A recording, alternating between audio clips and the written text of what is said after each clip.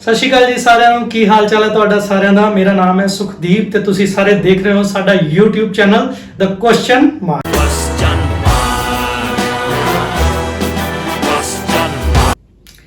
ਸੋ ਦੋਸਤੋ 2022 ਦੇ ਐਗਜ਼ਾਮ ਦੇ ਵਿੱਚ ਜਿਹੜੇ ਸਵਾਲ ਨੰਬਰ ਤੀਜਾ, ਚੌਥਾ, 5, 6 ਨਹੀਂ ਸੌਰੀ 8, 13, 14 ਔਰ 33 ਇਹ ਜਿਹੜੇ 9 ਸਵਾਲ ਸੀਗੇ ਕੋਡਿੰਗ ਡਿਕੋਡਿੰਗ ਦੇ ਚੈਪਟਰ ਦੇ ਵਿੱਚੋਂ ਪੁੱਛੇ ਗਏ ਸੀਗੇ।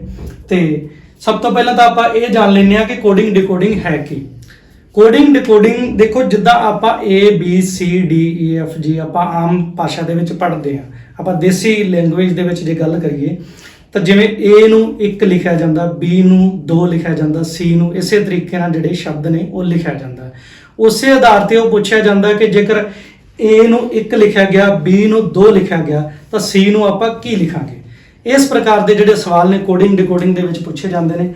ਤੇ ਆਓ ਆਪਾਂ ਸਾਰੇ ਸਵਾਲਾਂ ਦੀ ਡਿਸਕਸ਼ਨ ਕਰਦੇ ਹਾਂ। ਤੇ ਸਭ ਤੋਂ ਪਹਿਲਾਂ ਥੋੜਾ ਜਿਹਾ ਕਨਸੈਪਟ ਨੂੰ ਜਾਣਨ ਦੇ ਲਈ ਥੋੜਾ ਜਿਹਾ ਟਾਈਮ ਲੱਗੇਗਾ, ਤੁਸੀਂ ਧਿਆਨ ਨਾਲ ਇਸ ਚੀਜ਼ ਨੂੰ ਦੇਖਿਓ। ਤੇ ਸਭ ਤੋਂ ਪਹਿਲਾਂ ਜਿੱਦਾਂ ਆਪਾਂ ਲਿਖ ਲੈਂਦੇ ਹਾਂ ਕਿ A, ਇੱਕ ਮਿੰਟ ਮੈਂ ਸਕੈਚ ਚੇਂਜ ਕਰ ਲਵਾਂ। ਜਿੱਦਾਂ ਆਪਾਂ A ਲਿਖਿਆ, ਫਿਰ ਮੈਂ B, C, D, E, ਜਿੰਨੇ ਵੀ ਦੋਸਤ ਵੀਡੀਓ ਦੇਖ ਰਹੇ ਨੇ ਕਾਪੀ ਪੈਨ ਚੱਕੋ, ਨਾਲ ਨਾਲ ਲਿਖੋ, ਕਿਉਂਕਿ ਕਨਸੈਪਟ ਤਾਂ ਹੀ ਸਮਝ ਆਏਗਾ। A B C D E ਫਿਰ F G H I J K L ਔਰ M ਤੱਕ 13 ਅੱਖਰ ਹੋ ਜਾਂਦੇ ਨੇ। ਤੇ 13 ਅੱਖਰ ਮੈਂ ਇਸੇ ਤਰੀਕੇ ਨਾਲ ਲਿਖੇ। M ਤੋਂ ਬਾਅਦ ਕਿਹੜਾ ਅੱਖਰ ਆ ਜਾਂਦਾ ਹੈ? N ਆ ਜਾਂਦਾ ਹੈ। N ਤੋਂ ਬਾਅਦ O, ਫਿਰ P, Q, R, S, T, U, V, W, X, Y ਔਰ Z। ਇਸੇ ਤਰੀਕੇ ਨਾਲ ਮੈਂ ਸਾਰੇ ਅੱਖਰਾਂ ਨੂੰ ਲਿਖ ਲਿਆ। ਹੁਣ ਤੁਸੀਂ ਦੇਖੋ ਕਿ ਜਿਹੜੀ ਜੋੜੀ ਹੈ ਕਿਹੜੇ ਕਿਹੜੇ ਅੱਖਰ ਦੀ ਕਿਸ ਅੱਖਰ ਨਾਲ ਬਣ ਰਹੀ ਹੈ। ਦੇਖੋ A ਦੀ ਜੋੜੀ ਕਿਹਦੇ ਨਾਲ ਬਣ ਰਹੀ ਹੈ? Z ਨਾਲ, B ਦੀ Y ਨਾਲ, C ਦੀ X ਨਾਲ, D ਦੀ W ਨਾਲ। ਇਸੇ ਪ੍ਰਕਾਰ ਜਿਹੜੇ ਸਾਰੇ ਅੱਖਰ ਨੇ ਉਹ ਜੋੜੀਆਂ ਦੇ ਵਿੱਚ ਬਣ ਗਏ। ਉਸ ਤੋਂ ਬਾਅਦ ਜਿਹੜੇ 13 ਅੱਖਰ ਨੇ, ਜਿਵੇਂ A ਲਈ ਅਗਰ 1 ਲਿਖਿਆ ਗਿਆ ਹੈ ਤਾਂ ਦੇਖੋ A ਲਈ 1, B ਲਈ 2, 3, 4, 5, 6, 7, 8, 9, 10, 11, 12, 13। ਠੀਕ ਹੈ, ਉਸੇ ਤਰੀਕੇ ਨਾਲ ਇਸ ਅੱਖਰਾਂ ਦੀ ਨੰਬਰਿੰਗ ਹੋਏਗੀ। ਠੀਕ ਹੈ, ਤੇ ਆਓ ਜਿਹੜੇ ਸਵਾਲ ਆਏ ਨੇ ਆਪਾਂ ਸਵਾਲਾਂ ਦੇ ਅਨੁਸਾਰ ਚੱਲਦੇ ਹਾਂ ਤੇ ਦੇਖਦੇ ਹਾਂ ਕਿ ਆਪਣੇ ਕਨਸੈਪਟ ਦੇ ਅਨੁਸਾਰ ਸਵਾਲ ਜਿਹੜੇ ਨੇ ਆਪਾਂ ਬਣਾ ਸਕਦੇ ਹਾਂ। ਦੇਖੀਏ, ਸਭ ਤੋਂ ਪਹਿਲਾਂ ਜਿਹੜਾ ਸਵਾਲ ਪੁੱਛਿਆ ਸੀਗਾ ਕਿ HVA, ਜਿਹੜਾ ਇੱਕ ਸਵਾਲ ਨੰਬਰ 3 ਸੀਗਾ ਕਿ ਅੱਖਰਾਂ ਦਾ ਕਿਹੜਾ ਸਮੂਹ ਹੈ ਜਦੋਂ ਕ੍ਰਮਵਾਰ ਦਿੱਤੀ ਗਈ ਅੱਖਰ ਦੀ ਲੜੀ ਦੇ ਅੰਤਰਾਲਾਂ ਤੇ ਰੱਖਿਆ ਜਾਂਦਾ ਹੈ ਤੇ ਇਸ ਨੂੰ ਪੂਰਾ ਕਰੇਗਾ। ਦੇਸੀ ਭਾਸ਼ਾ ਦੇ ਵਿੱਚ ਆਪਾਂ ਨੂੰ ਸਮਝਣ ਦੀ ਕੋਸ਼ਿਸ਼ ਕਰਦੇ ਹਾਂ ਕਿ ਉਹਨੇ ਸਵਾਲ ਦਿੱਤਾ ਸੀਗਾ ਕਿ H ਤੋਂ ਬਾਅਦ V ਦਿੱਤਾ ਸੀਗਾ, H ਤੋਂ ਬਾਅਦ V ਔਰ ਵਿੱਚ ਸਪੇਸ ਦਿੱਤੀ ਸੀਗੀ, ਫਿਰ A ਲਿਖਿਆ ਸੀਗਾ, A ਤੋਂ ਬਾਅਦ ਆ ਰਿਹਾ ਸੀਗਾ ਫਿਰ ਸਪੇਸ, ਉਸ ਤੋਂ ਬਾਅਦ ਫਿਰ V, ਫਿਰ B ਤੋਂ ਬਾਅਦ ਫਿਰ ਸਪੇਸ ਦਿੱਤੀ ਗਈ ਸੀਗੀ, ਉਸ ਤੋਂ ਬਾਅਦ H ਔਰ ਉਸ ਤੋਂ ਬਾਅਦ ਫਿਰ ਸਪੇਸ, ਫਿਰ B ਔਰ B ਤੋਂ ਬਾਅਦ ਫਿਰ ਖਾਲੀ ਥਾਂ ਦਿੱਤੀ ਗਈ ਸੀ। ਹੁਣ ਉਹਦਾ ਸਿੱਧਾ ਪੁੱਛਣ ਦਾ ਮਕਸਦ ਸੀ ਕਿ ਖਾਲੀ ਥਾਂ ਦੇ ਵਿੱਚ ਕਿਹੜਾ ਆਪਾਂ ਜਿਹੜਾ ਪੈਟਰਨ ਆ ਭਰੀਏ, ਕਿ ਕਿਹੜਾ ਪੈਟਰਨ ਨੇ ਜਿਹੜੀ ਸੀਰੀਜ਼ ਆ ਉਹ ਫੋਲੋ ਕਰਦੀ ਪਈ ਆ। ਆਓ ਆਪਾਂ ਇਹਨੂੰ ਸਮਝਣ ਦੀ ਕੋਸ਼ਿਸ਼ ਕਰਦੇ ਹਾਂ। ਤੁਸੀਂ ਇਦਾਂ ਦੇ ਸਵਾਲਾਂ ਦੇ ਵਿੱਚ ਸਭ ਤੋਂ ਪਹਿਲਾਂ ਕੰਟੀਨਿਊਟੀ ਜਿਹੜੀ ਆ ਉਹ ਬਣਾਉਣੀ ਜ਼ਰੂਰੀ ਹੈ।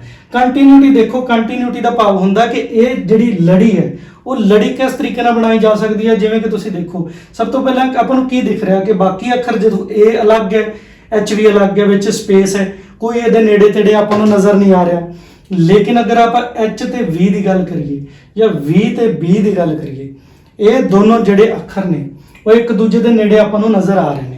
ਸਭ ਤੋਂ ਪਹਿਲਾਂ ਆਪਾਂ ਕੋਈ ਵੀ ਇਹਨਾਂ ਦੇ ਵਿੱਚੋਂ ਤੁਸੀਂ ਕਿਤੋਂ ਵੀ ਸ਼ੁਰੂਆਤ ਕਰ ਸਕਦੇ ਹੋ, ਉਹਦੀ ਕੋਈ ਪ੍ਰੋਬਲਮ ਨਹੀਂ ਹੈ। ਦੇਖੋ ਜਿਹੜੇ 2 ਅੱਖਰ ਇੱਕ ਦੂਜੇ ਦੇ ਨੇੜੇ ਦਿਖ ਰਹੇ ਨੇ ਉਹਨਾਂ ਨੂੰ ਆਪਾਂ ਲਿਖ ਲੈਂਦੇ ਹਾਂ। ਸਭ ਤੋਂ ਪਹਿਲਾਂ ਕਿਵੇਂ H ਤੇ V ਜਿਵੇਂ ਆਪਾਂ ਨੂੰ ਦਿਖ ਰਹੇ ਨੇ H ਔਰ V, ਮੈਂ H ਔਰ V ਨੂੰ ਚੱਕਿਆ ਤੇ ਇੱਥੇ ਲਿਖ ਲਿਆ। ਦੇਖੋ ਹੋਰ ਕੋਈ ਜਿਹੜੀ ਕੰਟੀਨਿਊਟੀ ਹੈ ਉਹ ਕਿਸੇ ਅੱਖਰ ਨਾਲ ਬਣ ਰਹੀ ਹੈ ਜਾਂ H ਦੀ ਜਾਂ V ਦੀ। ਦੇਖੋ H ਤੋਂ ਪਹਿਲਾਂ ਕੋਈ ਦਿਖ ਰਿਹਾ ਹੈ? ਨਹੀਂ ਦਿਖ ਰਿਹਾ ਭਾਈ, ਮੈਨੂੰ ਤਾਂ ਨਹੀਂ ਦਿਖਦਾ ਪਿਆ। ਲੇਕਿਨ V ਦੇ ਨਾਲ ਕੋਈ ਅੱਖਰ ਦਿਖਦਾ ਪਿਆ ਹੈ ਕਿ ਕਿਤੇ ਲੱਗਾ ਹੈ? ਹਾਂ ਭਾਈ, V ਦੇ ਨਾਲ ਮੈਨੂੰ ਪਤਾ ਲੱਗਦਾ ਪਿਆ ਕਿ V ਤੋਂ ਅਗਲਾ ਅੱਖਰ ਜਿਹੜਾ ਹੈ ਉਹ B ਹੋ ਸਕਦਾ ਹੈ। ਤਾਂ V ਤੋਂ ਅੱਗੇ B ਹੋ ਸਕਦਾ ਹੈ ਤੇ V ਤੋਂ ਅੱਗੇ B ਇੱਥੇ ਲਿਖ ਸਕਦੇ ਹਾਂ, ਹਾਂ ਕਿ ਨਾ? ਤਾਂ V ਤੋਂ ਅੱਗੇ ਆਪਾਂ ਇੱਥੇ B ਲਿਖਦੇ ਹਾਂ। ਸਭ ਤੋਂ ਪਹਿਲਾਂ ਮੈਂ ਲੜੀ ਦੇ ਵਿੱਚੋਂ ਉਹ ਅੱਖਰ ਚੁੱਕੇ ਜਿਹੜੇ 2 ਨਾਲ ਸੀਗੇ H ਔਰ V। मैं H और V ਨੂੰ ਇੱਥੇ ਰੱਖਿਆ। ਉਸ ਤੋਂ ਬਾਅਦ ਦੇਖਿਆ ਕਿ ਇਹਨਾਂ ਦੋਨਾਂ ਅੱਖਰਾਂ ਦੀ ਕਿਸੇ ਹੋਰ ਅੱਖਰ ਨਾਲ ਕੰਟੀਨਿਊਟੀ ਬਣਦੀ ਪਈ ਹੈ, ਤਾਂ ਮੈਂ ਦੇਖਿਆ ਕਿ V ਦੀ ਕੰਟੀਨਿਊਟੀ ਬਣਦੀ ਪਈ ਹੈ ਕਿਉਂਕਿ V ਦੇ ਨਾਲ B ਹੈ, V ਤੋਂ ਅੱਗੇ B ਹੁੰਦਾ, ਤਾਂ ਮੈਂ B ਨੂੰ ਚੱਕਿਆ ਤੇ B ਨੂੰ ਇੱਥੇ ਰੱਖ ਲਿਆ। ਉਸ ਤੋਂ ਬਾਅਦ ਦੇਖੋ H V ਔਰ V ਤੋਂ ਬਾਅਦ ਕੀ ਹੈ? B ਹੈ। V ਤੋਂ ਬਾਅਦ B ਹੈ ਤੇ ਇੱਥੇ B ਆ ਸਕਦਾ ਹੈ, ਤੇ ਜੇ ਇੱਥੋਂ ਬਾਅਦ B ਆਉਂਦਾ ਤੇ B ਤੋਂ ਅੱਗੇ ਕੀ ਆ ਰਿਹਾ? A। ਆਪਾਂ ਨੂੰ ਲੜੀ ਮਿਲ ਗਈ। मतलब ਇਹ ਜਿਹੜੀ ਸੀਰੀਜ਼ ਆ ਇਹਦੀ ਲੜੀ ਕੀ ਬਣੀ ਹੋਏਗੀ? H V B A। ਹੁਣ H V B A ਫਿਰ ਕੀ ਆਏਗਾ? H फिर V B ਕੀ ਆਏਗਾ? A फिर H फिर V और फिर B फिर ਕੀ ਆਏਗਾ? A। ਇਹਦਾ ਮਤਲਬ ਜਿਹੜੀ ਸਪੇਸ ਦੇ ਵਿੱਚ ਆਪਾਂ ਅੱਖਰ ਭਰੇ ਨੇ ਉਹ ਕਿਹੜੇ ਕਿਹੜੇ ਭਰੇ ਨੇ? ਸਭ ਤੋਂ ਪਹਿਲਾਂ ਭਰਿਆ B ਤੋਂ ਬਾਅਦ ਆਪਾਂ ਭਰਿਆ H ਤੋਂ ਬਾਅਦ ਆਪਾਂ ਲਿਖਿਆ ਹੈ A ਤੋਂ ਬਾਅਦ ਆਪਾਂ ਲਿਖਿਆ ਹੈ V ਤੋਂ ਬਾਅਦ ਲਿਖਿਆ ਹੈ A। B H A V A ਇਹ ਜਿਹੜਾ ਹੈ ਆਪਣਾ ਆਪਸ਼ਨ B ਦੇ ਵਿੱਚ ਆਪਣਾ ਆਨਸਰ ਹੋ ਜਾਏਗਾ। आओ आप अगले सवाल की ओर चलते हैं। देखो जो अगला सवाल है पैटर्न विचले लुप्त अखर नूं लभो। सवाल नंबर 4 दे विच देखो पहला स्पेस दी हुई है, स्पेस देने तो बाद की लिखा है Y और फिर लिखा है Z, उस तो बाद फिर स्पेस है, स्पेस तो बाद लिखा है Q तो बाद फिर स्पेस है X और Y और उस तो बाद फिर स्पेस है, फिर P है, फिर स्पेस है और फिर R है। ਹੁਣ ਆਪਾਂ ਇਹਨਾਂ ਨੂੰ ਦੱਸਣਾ ਹੈ ਕਿ ਇਹ ਲੜੀ ਕਿਸ ਤਰੀਕੇ ਦੀ ਲੜੀ ਹੈ ਜਿਹੜੀ ਬਣਦੀ ਪਈ ਹੈ ਤੇ ਕਿਸ ਤਰੀਕੇ ਨਾਲ ਜੇ ਸਪੇਸ ਦੀ ਜਗ੍ਹਾ ਤੇ ਕਿਹੜੇ-ਕਿਹੜੇ ਅੱਖਰ ਆ ਸਕਦੇ ਸੀ, ਉਹੀ ਆਪਣਾ ਆਨਸਰ ਹੋਏਗਾ। ਸਭ ਤੋਂ ਪਹਿਲਾਂ ਦੇਖੋ Y ਦੇ ਨਾਲ ਹਮੇਸ਼ਾ Z ਆ ਰਿਹਾ ਹੈ, X ਦੇ ਨਾਲ ਹਮੇਸ਼ਾ Y ਆ ਰਿਹਾ ਹੈ, ਠੀਕ ਹੈ। ਕੁਝ ਸਮਝ ਆ ਰਹੀ ਹੈ? ਦੇਖੋ ਆਪਣੀ ਜਿਹੜੀ ਆ ਸੀਰੀਜ਼ ਲਿਖੀ ਹੋਈ ਹੈ ਇਹਦੇ ਅਨੁਸਾਰ ਅਗਰ ਆਪਾਂ ਦੇਖੀਏ, ਦੇਖੋ Y ਤੋਂ ਬਾਅਦ ਉੱਪਰ Z ਹੈ, ठीक है। तो इदू पहला अखर की हो सकता है? X हो सकता सीरीज ये होए कि X Y Z, ठीक है। तो इतने भी हो जाएगी X Y Z P Q R। Continuity नाल तीन अखर जेडे दिते गए आ देखो X Y और Z, उस तो बाद इत्थे P Q R, देखो P Q और R। उस तरीके नाल देखो X Y Z फिर P Q R की लड़ी बनती पई है। तो अगर मैं दोबारा तो फिर दस देना, देखो तीन अखरां की जिहड़ी लड़ी दी गई है X Y Z P Q R X Y Z P Q R। उस तो बाद जिहड़ा अपना आंसर की हो जाएगा? आंसर हो जाएगा सब तो पहला स्पेस दे विच की आया? X आया, फिर की आया? P आया, P तो बाद की आया? R आया, R तो बाद की है? Z आया, Z तो बाद आप की लाया? Q लाया। तो X P R Z Q option C जिहड़ा है अपना आंसर हो जाएगा। आओ अगले क्वेश्चन ते आप डिस्कस करते हैं। अगला क्वेश्चन नंबर 5 ते आप करते हैं गलबात। क्वेश्चन नंबर 5 दे विच की क्वेश्चन आपां नूं दिता गया सी? देखो जी क्वेश्चन दिता गया सीगा A Z Y B कि A Z Y और B, उस तो बाद दो अनुपात सीगे, उस तो बाद C X W D और D, उस तो बाद E V U F। तो इत्थे लिखा सी E V U F, उस तो बाद इत्थे सी क्वेश्चन मार्क। हुण पुछया ये गया सीगा कि जो संबंध A Z Y B C X W D इन्हां दा आपस दे विच है, किहड़ा ऑप्शन है जिहदा संबंध इन्हां नाल मिलदा है? मतलब कि वो इन्हां दे नाल ही संबंध होना चाहिए, संबंधित होना चाहिए, बेमेल नहीं होना चाहिए।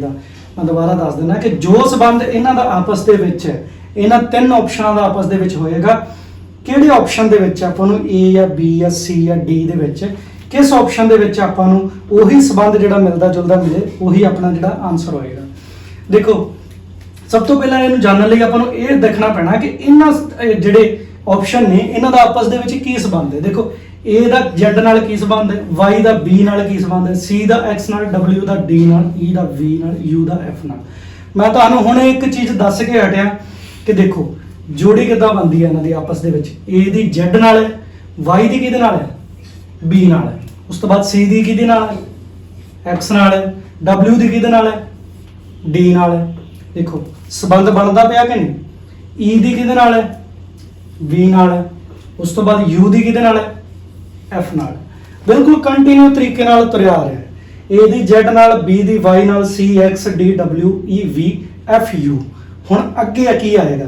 ਅੱਗੇ ਇਹ ਦੋਨੋਂ ਆਉਣਗੇ, ਪਰ ਇਹ ਦੋਨੋਂ ਆਉਣ ਤੋਂ ਪਹਿਲਾਂ ਆਪਾਂ ਨੂੰ ਇਹ ਦੇਖਣਾ ਪੈਣਾ ਹੈ ਕਿ ਇਹ ਆਉਣਗੇ ਕਿਸ ਤਰੀਕੇ ਨਾਲ ਜਾਂ ਕਿਸ ਵੇ ਨਾਲ। ਦੇਖੋ A ਤੋਂ Z ਤੇ ਗਿਆ ਤੇ Y ਤੋਂ B ਤੇ ਆਇਆ, ਮਤਲਬ A ਤੋਂ Z ਤੇ ਗਿਆ ਤੇ Z ਤੋਂ ਬਾਅਦ ਕਿੱਥੇ ਆਇਆ? Y ਤੇ ਆਇਆ, ਫਿਰ B ਤੇ ਆਇਆ, ਫਿਰ ਕਿੱਥੇ ਗਿਆ? C ਤੇ ਗਿਆ, C ਤੋਂ ਬਾਅਦ X ਤੇ ਗਿਆ, X ਤੋਂ W ਤੇ ਗਿਆ, ਫਿਰ D ਤੇ ਆਇਆ।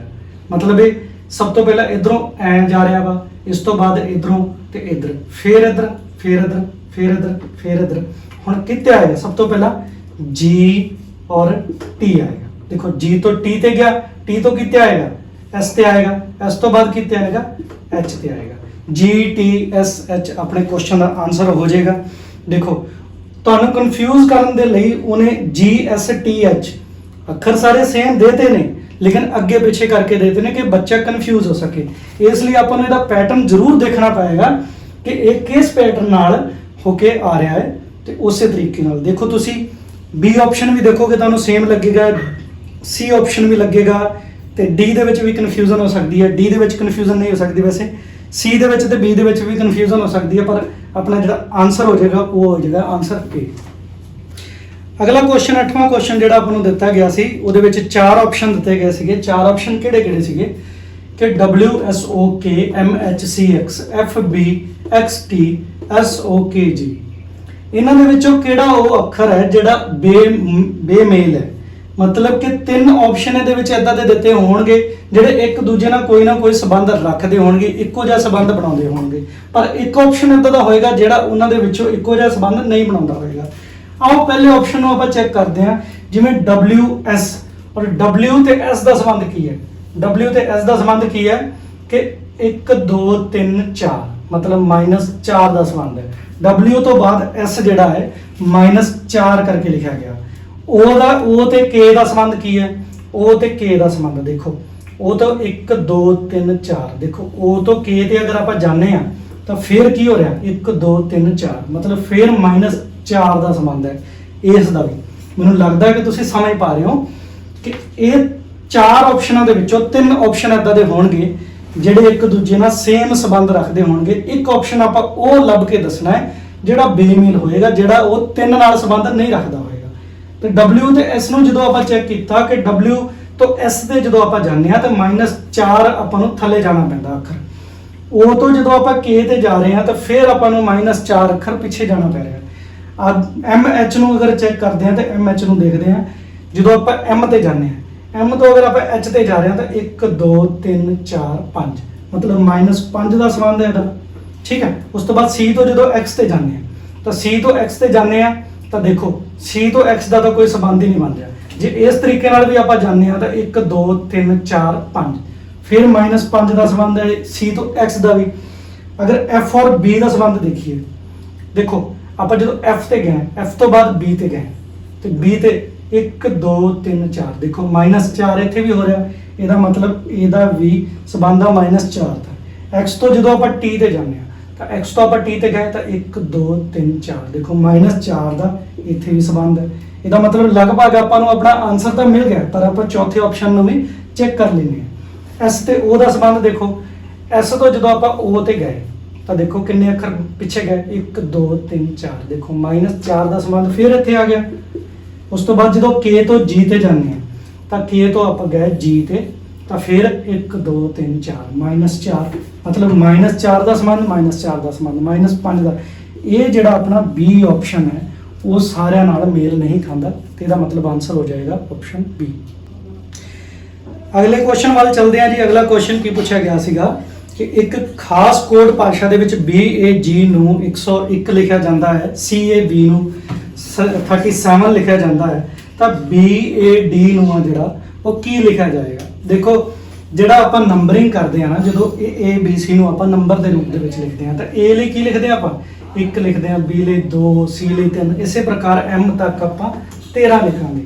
M ਤੋਂ ਬਾਅਦ 14 N ਹੋ ਜਾਏਗਾ, ਫਿਰ ਇਹ 15 ਹੋ ਜਾਏਗਾ, ਫਿਰ ਇਹ 16, फिर 17 18 19 20 21 इसे तरीके नाल Z तक आपां 26 तक पहुंच जाएगा। इस तरीके नाल आपां नंबरिंग करके देखते हैं कि नंबरिंग करके इन्हां दा की आंदा है। देखो B दी अगर नंबरिंग करांगे B किन्ने नंबर ते है 2 नंबर ते है, A किन्ने ते है 1 ते है, G किन्ने ते है 7 ते है। अगर आप इन्हां दा जोड़ करते हैं सपोज करो 7 ते 1 8 8 ते 1 9 ते 1 10 इन्हां दा जोड़ की बन गया 10 बन गया जी। देखो इहदे लई 101 कीता है।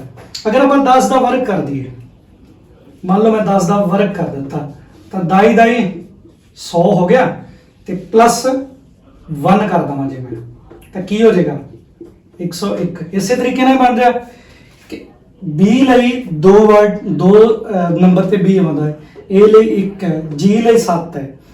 ये देख लो कि उन्हां दी नंबरिंग उस अकॉर्डिंग ही हो रही है। G 7 नंबर ते आउंदा तो मैं G ਲਈ 7 ही लिखा वा, B 2 ते आउंदा B ਲਈ 2 लिखा, A 1 ते आउंदा तो 1 लिखा।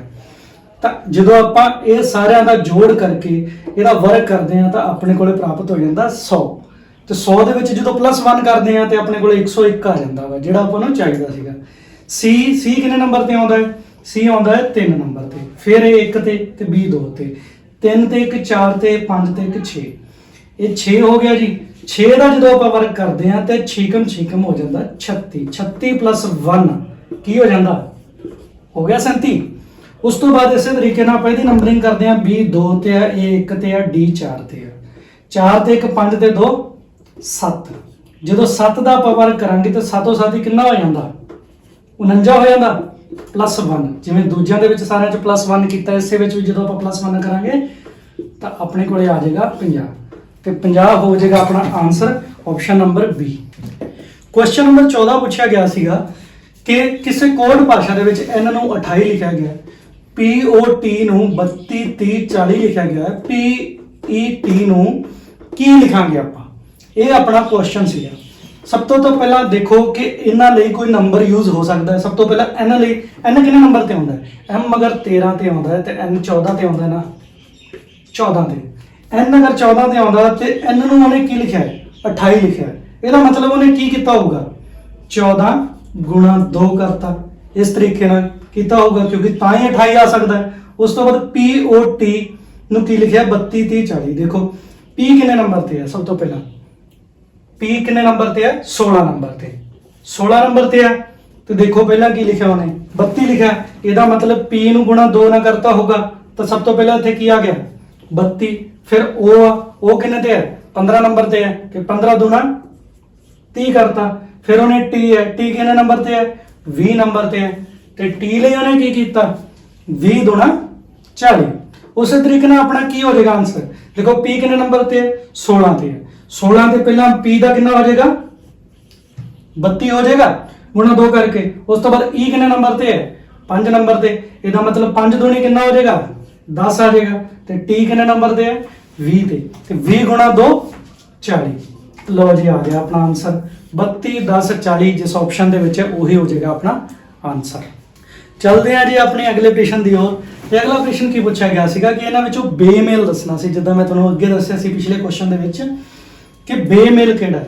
ਇਹਨਾਂ ਸਾਰੀਆਂ ਜੋੜੀਆਂ ਦੇ ਵਿੱਚੋਂ ਕੋਈ 3 ਜੋੜੀਆਂ ਇਦਾਂ ਦੀਆਂ ਹੋਣਗੀਆਂ ਜੋ ਇੱਕ ਦੂਜੇ ਨਾਲ ਇੱਕੋ ਜਿਹਾ ਸੰਬੰਧ ਰੱਖਦੀਆਂ ਹੋਣਗੀਆਂ, ਇੱਕ ਜੋੜੀ ਇਦਾਂ ਦੀ ਹੋਏਗੀ ਜੋ ਉਹਨਾਂ ਨਾਲ ਸੰਬੰਧ ਨਹੀਂ ਰੱਖਦੀ ਹੋਏਗੀ।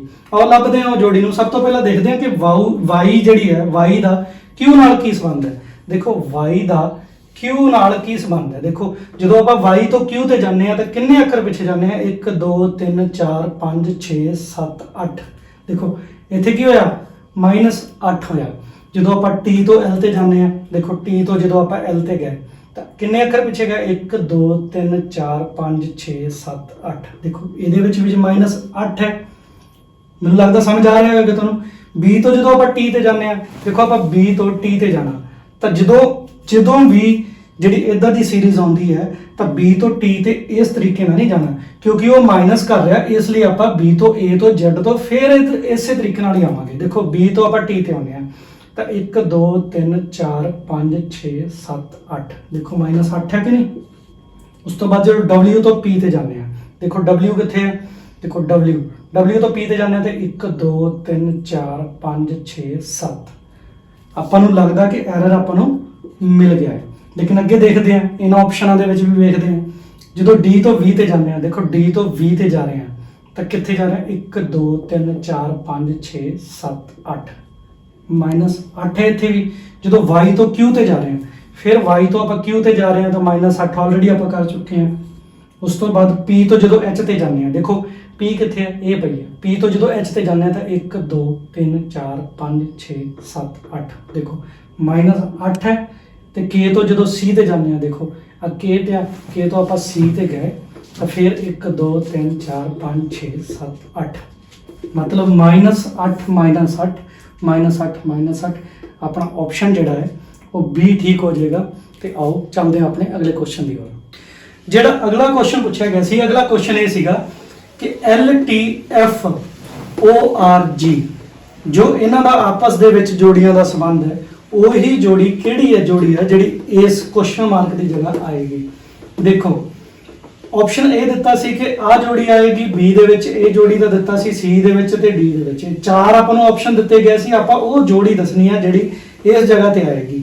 ਲੇਕਿਨ ਉਸ ਜੋੜੀ ਦਾ ਉਹੀ ਸੰਬੰਧ ਆਪਸ ਦੇ ਵਿੱਚ ਹੋਣਾ ਚਾਹੀਦਾ ਜੋ ਇਸ ਜੋੜੀ ਦਾ ਆਪਸ ਦੇ ਵਿੱਚ ਸੰਬੰਧ ਹੈ। ਆਪਾਂ ਦੇਖਦੇ ਹਾਂ ਕਿ ਇਸ ਜੋੜੀ ਦਾ ਆਪਸ ਦੇ ਵਿੱਚ ਕੀ ਸੰਬੰਧ ਹੈ। ਦੇਖੋ ਜਿਵੇਂ L ਹੈ, ਸਭ ਤੋਂ ਪਹਿਲਾਂ ਆਪਾਂ L ਤੇ ਗਏ, ਆ L ਪਿਆ ਆਪਣਾ। ਜਦੋਂ ਆਪਾਂ L ਤੇ ਜਾਂਦੇ ਆ ਤੇ L ਦੇ ਨਾਲ ਆਪਾਂ ਨੂੰ ਜੋੜੀ ਕਿਸ ਦੀ ਦੱਸਦੀ ਹੈ, O ਦੀ। ਮੇਰੇ ਖਿਆਲ ਨਾਲ ਇੱਥੋਂ ਹੀ ਆਪਾਂ ਨੂੰ ਸਮਝ ਜਾਣਾ ਚਾਹੀਦਾ ਸੀਗਾ ਕਿ L ਦੀ ਜੋੜੀ O ਨਾਲ ਹੈ। ਇਹਦਾ ਮਤਲਬ L ਤੋਂ ਅੱਗੇ ਉਹਨੇ O ਲਿਖਿਆ ਹੋਏਗਾ। T ਦੀ ਜੋੜੀ ਦੇਖੋ ਬਣਦੀ ਪਈ ਭਲਾ, T ਦੀ ਜੋੜੀ G ਨਾਲ, ਬਿਲਕੁਲ ਸਹੀ ਹੈ ਜੀ। ਉਸ ਤੋਂ ਬਾਅਦ F ਆ, ਜਿਹੜਾ F ਦੀ ਜੋੜੀ U ਨਾਲ ਹੈ ਆ, ਬਿਲਕੁਲ ਸਹੀ ਹੈ। ਇਹਦਾ ਮਤਲਬ ਕਿ ਜਿਹੜਾ ਇਹ ਵਾਲਾ ਕੋਡ ਹੈ, ਇਸੇ ਵਾਲੇ ਕੋਡ ਤੋਂ ਹੀ ਇਹ ਕੋਡ ਜਿਹੜਾ ਤਿਆਰ ਕੀਤਾ ਹੋਇਆ ਹੈ। ਜੋ ਰਿਲੇਸ਼ਨ ਇਹਨਾਂ ਦਾ ਆਪਸ 'ਚ ਹੈ ਉਹੀ ਰਿਲੇਸ਼ਨ ਜਿਹੜੇ ਆਪਸ਼ਨ ਦੇ ਵਿੱਚ ਹੋਏਗਾ ਉਹੀ ਉਹਦਾ ਆਨਸਰ ਹੋਏਗਾ। ਦੇਖੋ C ਦੀ ਜੋੜੀ X ਨਾਲ ਹੋ ਸਕਦੀ ਹੈ, ਦੇਖੋ C ਦੀ ਜੋੜੀ X ਨਾਲ ਹੈ, ਸਹੀ ਹੈ ਜੀ, ਇਹਦਾ ਮਤਲਬ ਆਪਣਾ ਸਹੀ ਹੈ। ਉਸ ਤੋਂ ਬਾਅਦ R ਦੀ ਜੋੜੀ I ਨਾਲ ਹੋ ਸਕਦੀ ਹੈ, I ਦੀ ਜੋੜੀ R ਨਾਲ ਹੈ, ਬਿਲਕੁਲ ਸਹੀ ਹੈ। V ਦੀ ਜੋੜੀ F ਨਾਲ ਹੈ, ਦੇਖੋ V ਦੀ ਜੋੜੀ F ਨਾਲ ਨਹੀਂ ਹੈ, E ਦੀ ਜੋੜੀ F ਨਾਲ, ਇਹਦਾ ਮਤਲਬ ਇਹ ਆਪਸ਼ਨ ਆਪਣਾ ਸਹੀ ਨਹੀਂ ਹੋ ਸਕਦਾ। देखो T ਦੀ ਜੋੜੀ G ਨਾਲ ਹੈ, ਬਿਲकुल ਹੈ, देखो G और T। Q ਦੀ ਜੋੜੀ L ਨਾਲ ਹੈ, देखो Q ਦੀ ਜੋੜੀ ਜਿਹੜੀ L ਨਾਲ ਨਹੀਂ ਹੈ, Q ਦੀ ਜੋੜੀ J ਨਾਲ ਹੈ, ਇਹਦਾ ਮਤਲਬ ਇਹ ਆਪਸ਼ਨ ਵੀ ਸਹੀ ਨਹੀਂ ਹੋ ਸਕਦਾ। ਉਸ ਤੋਂ ਬਾਅਦ N ਦੀ ਜੋੜੀ M ਨਾਲ ਹੈ, ਬਿਲकुल ਹੈ ਜੀ, ਆਪਾਂ ਕਹਾਂਗੇ ਵੀ ਹੈ। ਉਸ ਤੋਂ ਬਾਅਦ ਜਿਹੜਾ J ਹੈ, J ਦੀ ਜੋੜੀ Q ਨਾਲ ਹੈ, ਬਿਲकुल ਹੈ, J ਦੀ ਜੋੜੀ ਵੀ Q ਨਾਲ ਹੈ, ਇਹ ਵੀ ਆਪਸ਼ਨ ਹੋ ਸਕਦਾ। ਉਸ ਤੋਂ ਬਾਅਦ X ਦੀ ਜੋੜੀ ਜਿਹੜੀ B ਨਾਲ ਹੈ, X ਦੀ ਜੋੜੀ C ਨਾਲ ਬਣਦੀ ਹੈ, ਤਾਂ ਮਤਲਬ ਇਹ ਵੀ ਆਪਸ਼ਨ ਸਹੀ ਨਹੀਂ ਹੋ ਸਕਦਾ। ਮੈਨੂੰ ਖਿਆਲ ਹੈ ਕਿ ਆਪਾਂ D ਆਪਸ਼ਨ ਤੱਕ ਪਹੁੰਚ ਗਏ, ਲੇਕਿਨ ਦੇਖਦੇ ਹਾਂ। E ਦੀ ਜੋੜੀ V ਨਾਲ ਹੈ, ਬਿਲकुल ਹੈ। U ਦੀ ਜੋੜੀ F ਨਾਲ, U ਦੀ ਜੋੜੀ F ਨਾਲ ਬਣਦੀ ਹੈ। W ਦੀ ਜੋੜੀ V ਨਾਲ, W ਦੀ ਜੋੜੀ D ਨਾਲ, ਸੌਰੀ W ਦੀ ਜੋੜੀ D ਨਾਲ, ਤੇ D ਆਪਸ਼ਨ ਜਿਹੜਾ ਹੈ ਆਪਣਾ ਸਹੀ ਹੋ ਜਾਏਗਾ। ਆਓ ਚੱਲਦੇ ਹਾਂ ਆਪਣੇ ਅਗਲੇ ਕੁਐਸਚਨ ਦੀ ओर। ਅਗਲਾ ਕੁਐਸਚਨ ਆਪਾਂ ਨੂੰ ਇਹ ਪੁੱਛਿਆ ਗਿਆ ਸੀਗਾ ਕਿ ਦਿੱਤੇ ਗਏ ਵਿਕਲਪਾਂ ਵਿੱਚੋਂ ਸ਼ਬਦ ਚੁਣੋ ਜੋ ਦਿੱਤੇ ਗਏ ਅੱਖਰਾਂ ਦੀ ਵਰਤੋਂ ਕਰਦਿਆਂ ਨਹੀਂ ਬਣਾਇਆ ਜਾ ਸਕਦਾ।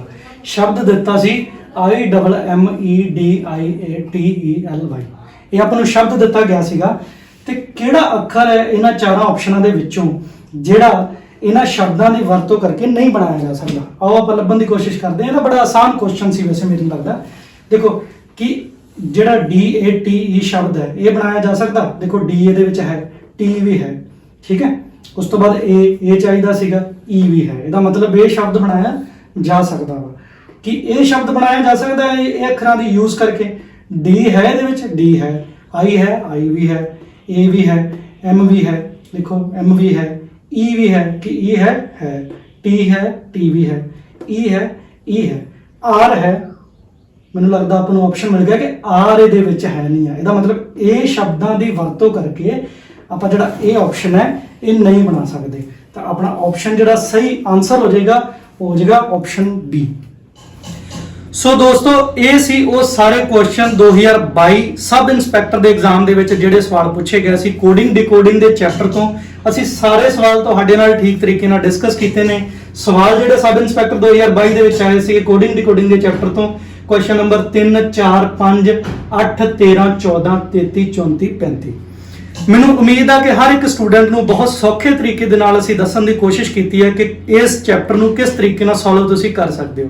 ਸੋ ਤੁਸੀਂ ਜੇ ਸਾਡੇ ਨਾਲ ਜੁੜਨਾ ਚਾਹੁੰਦੇ ਹੋ ਤੇ ਅੱਗੇ ਆਪਣੇ ਹੋਰ ਵੀ ਐਗਜ਼ਾਮ ਨੂੰ ਮਜ਼ਬੂਤ ਕਰਨਾ ਚਾਹੁੰਦੇ ਹੋ ਤੇ ਸਾਡੇ ਚੈਨਲ ਨੂੰ ਸਬਸਕ੍ਰਾਈਬ ਕਰੋ, ਲਾਈਕ ਕਰੋ ਤੇ ਵੱਧ ਤੋਂ ਵੱਧ ਉਹਨਾਂ ਸਟੂਡੈਂਟਾਂ ਤੱਕ ਸ਼ੇਅਰ ਕਰਕੇ ਇਸ ਵੀਡੀਓ ਨੂੰ ਪਹੁੰਚਾਓ ਜਿਨ੍ਹਾਂ ਸਟੂਡੈਂਟ ਕੋਲ ਮਟੀਰੀਅਲ ਦੀ ਕਮੀ ਹੈ ਜਾਂ ਫਿਰ ਪੈਸੇ ਦੀ ਕਮੀ ਹੈ ਜਾਂ ਫਿਰ ਉਹ ਆਪਣੀ ਤਿਆਰੀ ਨੂੰ ਪੂਰਾ ਪਰਫੈਕਟ ਤੌਰ ਤੇ ਕਰਨਾ ਚਾਹੁੰਦੇ ਹਨ। ਤੁਹਾਡਾ ਸਾਰਿਆਂ ਦਾ ਬਹੁਤ ਬਹੁਤ ਧੰਨਵਾਦ, ਸ਼ੁਕਰੀਆ।